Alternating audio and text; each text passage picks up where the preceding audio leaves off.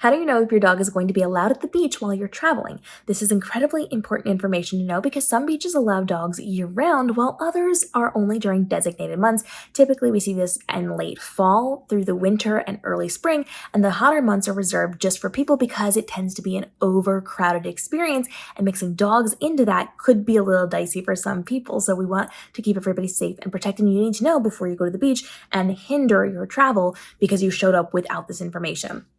So this can be as simple as going to Google and typing in, "Are dogs allowed at name of the beach?" Now, you will get results from this typically, and you're going to want to do a little bit of extra research because anybody can put anything on the internet. They can write blogs, they can do YouTube videos, they can do whatever and give you misinformation. So you want to make sure that you're truly checking before you are booking your vacation. Now, you can also go to the hotel that you're going to be booking, call them up or email them and ask that question. They should have that information on whether or not dogs are allowed on that beach during specific time periods that you are going to be there. But another way that you can do this is to go to the tourism board for that city. Typically, tourism boards are going to have a lot of good, valuable information on what you can and cannot be doing on the beach, on the boardwalk with your dog. And a lot of them are smart enough to know, especially if it's a kind of a dog-friendlier beach, they're smart enough to know that if you're bringing your dog, you're also going to need to do other things. And so many of these tourism boards will also give additional information on what cafes you can take your dog to have lunch.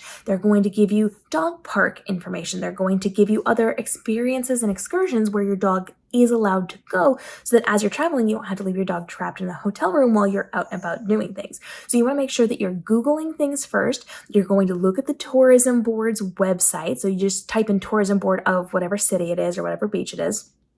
You're going to look through that. You can even go and look for dog information on the tourism board. You can put that into your Google search and you might get to that page a little bit faster. You can call up your hotel and you can call up some of those venues locally. You can also do your research on social media. People will often give you information. I'm here to give you information. A lot of other pet influencers or bloggers or vloggers do give out this kind of information so that you know as you're traveling what you can and cannot do. So you want to make sure that your dog is allowed on the beach, if they're allowed on the boardwalk, if there are specific hours. Some beaches actually do specific hours. So you can bring your dog up until like 10 a.m. and then you can come back after 6 p.m. or something like that. So those peak hours where there's a lot of people and it could just be overstimulating for your dog, it could be too crowded for your dog, those are kept just for the humans who are going to be on the beach. There are also things like private beaches. There are rules and regulations. So even if you go to a specific location, if they have offshoot beaches, I've gone to some really great beaches where I would typically go to the main beach, but they have several offshoot beaches that are like 10, 15 minutes away. And those are more privatized beaches and they have different rules than the super public commercial beaches, we'll say.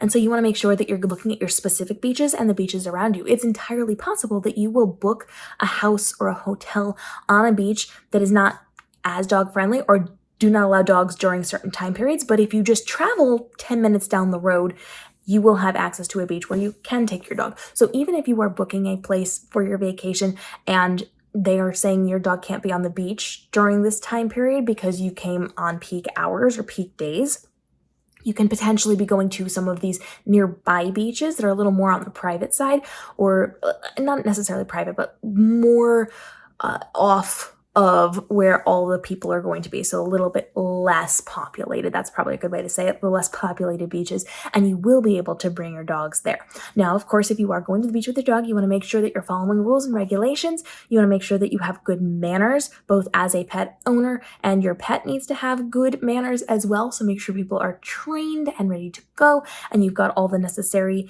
precautionary equipment. You've got your harnesses, you've got your long leads, you've got all the things to keep your dog safe and protected on the beach, and you're aware of how to handle people who may want to interfere with you and your dog at the beach as well. Because we know certain types of people just love to pet our dogs without our permission, even when our dogs are very clearly running away.